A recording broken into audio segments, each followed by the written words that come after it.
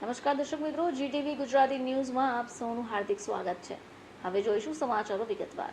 ડિંડોલીની બિલિયાનગર સોસાયટીમાં અતુલ યાદવ નામના યુવકની હત્યામાં 4 આરોપીની ધરપકડ થઈ.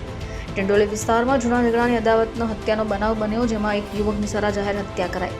પોલીસે ગણતરીના જ સમયમાં સગીર સહિત 4 આરોપીઓને ઝડપ્યા હતા. ડિંડોલીના બિલિયાનગર સોસાયટીમાં એક યુવકની જાહેરમાં હત્યા કરાઈ, જેમાં અતુલ યાદવ નામના 2 યુવકને લોકોએ હત્યાના ઘા ઝીકી બતાવી દીધા. યુવકોએ જાહેરમાં યુવકની હત્યા કરી પણ ફરાર થઈ ગયા, જેમાં પોલીસે આનંદ ઉર્ફે કાલુભાઈ રમાશંકર યાદવ, અભિષેક ઉર્ફે કાલિયા અખિલેશ પાઠક અને મુકેશ ભનુભાઈ મેર અને અન્ય એક બાળકીશોરની ધરપકડ કરી છે.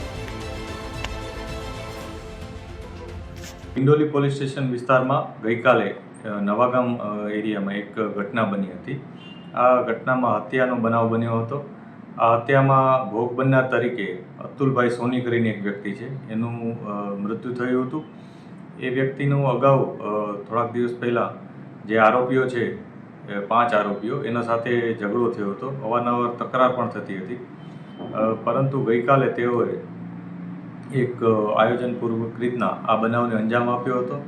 આરોપીઓમાં એક કાયદાના સંઘર્ષમાં આવેલ બાળ કિશોર છે.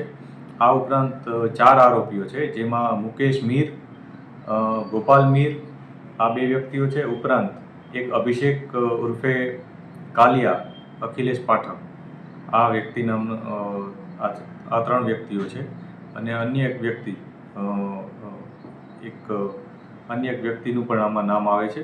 આ 4 વ્યક્તિઓ મળી અને જે કાયદાના સંઘર્ષમાં આવેલ વ્યક્તિ છે અને એ 5 જણાએ મળીને આ બનાવને અંજામ આપ્યો હતો. પોલીસે આ બનાવ અનુસંધાને IPC 302, 143 વગેરે મુજબની કલમો ઉમેરી અને ગુનો દાખલ કર્યો છે.